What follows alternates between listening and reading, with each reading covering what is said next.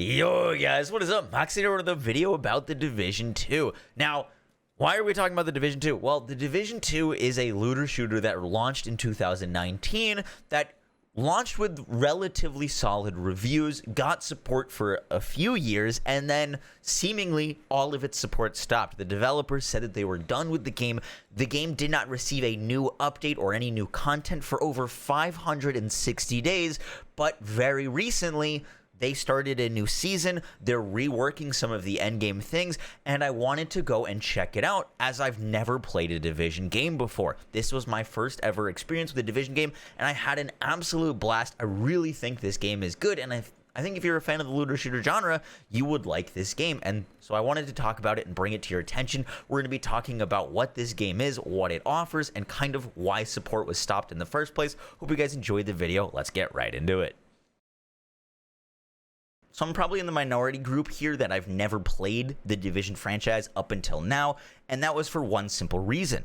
I didn't like the look of real-world weapons, realistic-looking military weapons shooting at people and taking 100 bullets to kill. I had this perceived notion that everything in this game was a bullet sponge and that it would just be me sitting behind cover, dumping hundreds of bullets into one human before they die.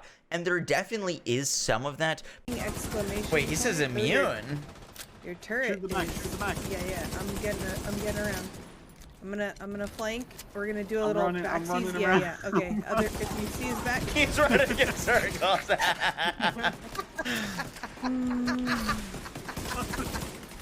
All right, we can damage him now. How is this guy getting done like this? There we go. There we go.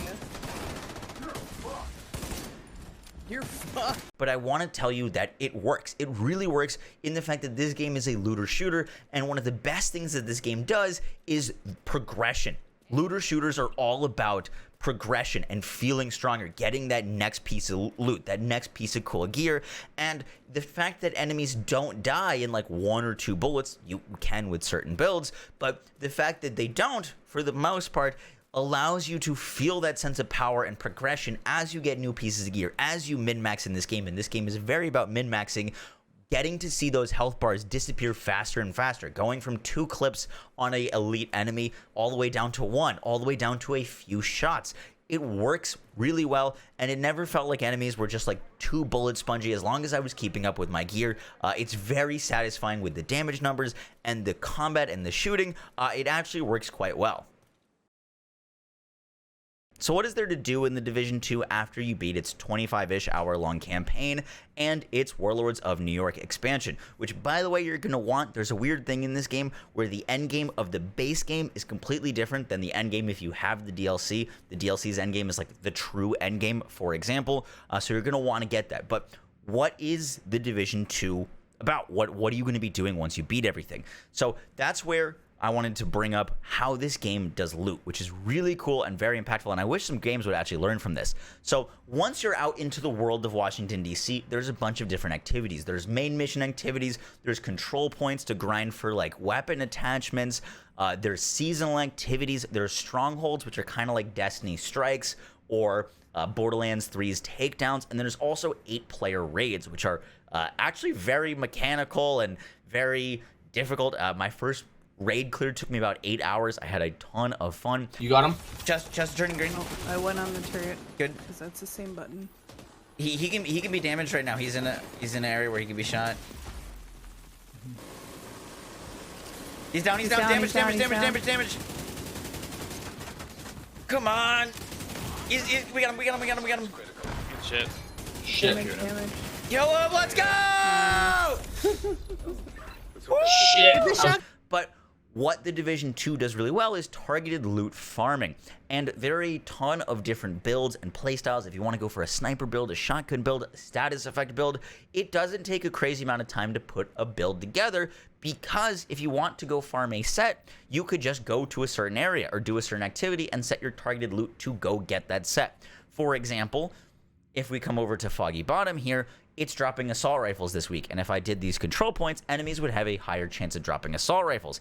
If I went and did this stronghold, Roosevelt Island, which once again is kind of like a Destiny Strike, enemies will be dropping the Heartbreaker set in here, which is a set that I'm currently wearing. And the different sets have different bonuses, and each item in this game drops with stats.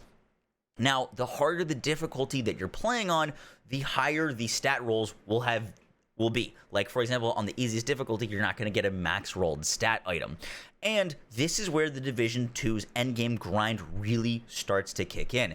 It is all about min-maxing, which some people will like, some people won't. But for example, every piece of gear that you get has a chance to roll with a max roll in one of its things. You could get max roll critical hit damage on this chest piece, or max roll health, or max roll armor regen. And even if you're not using that piece of gear, or it's on the wrong piece of gear, you can come to this recalibration station and break down different pieces of gear and mod things.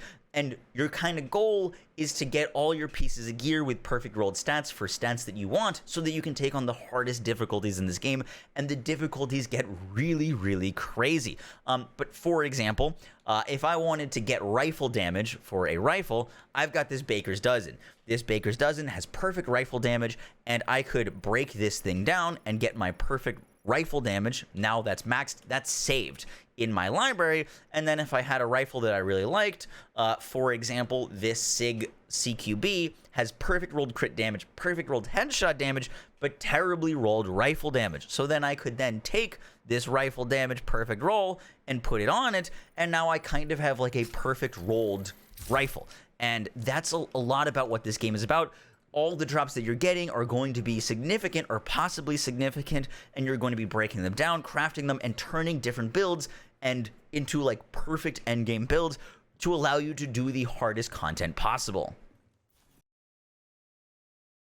So what's new in the Division? Well, they added Season 9, which adds new exotics, new seasonal armor, a new game mode, a 8-player match-made activity called Countdown, which is pretty freaking awesome. You've seen a lot of gameplay of it during this video, actually. And they also added the expertise system, which is a even further endgame progression system that allows you to rank up pieces of gear that you spend a lot of time with, and the more pieces of gear that you get that are like the drop that you've been using. For example, if getting duplicates, you can use those duplicates to rank up your gear even more and increase their damage and their armor. So it just rewards people grinding out this game even more. And there is a lot to grind. Unfortunately, due to like not trying to have a super long video, I'm not really going to get to talk about the Dark Zone and PvP in this game. I also haven't experienced it that much, but there is PvP if that is your kind of jam. I'm definitely more of a PvE player.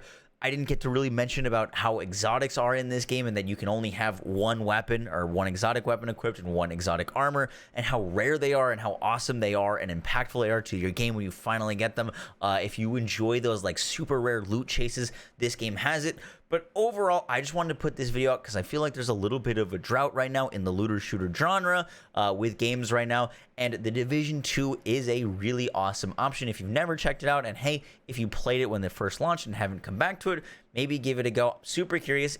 Obviously, I'm newer to this game, so if you are a veteran of this game, let me know what your opinions are. What do you like about this game? What don't you like? I'm sure I'll encounter more things that I like and more things I don't like as I play more. And also, if this video convinces you to give it a go, hey, let me know if you like the game or not. Guys, that is going to be it for the video. I hope you guys enjoyed. If you did, maybe drop a like, comment, and hey, maybe even subscribe. I will catch y'all in the next one, guys. Take care. Peace. Wait, what? I'm on my way. May as well pick the next thing you're going to do. You're not going to make it. Bench was not enough. Oh, this is not good. That purple doggo is absolutely terrifying. I'm done. Abby, I'm down. you took my help. Listen, oh my god. Okay. I killed something. Like an actual. Okay, I've killed a couple things. I'm dead. This guy's like one shot on me. What's a downer? Well, That was fast. That's insane, dude.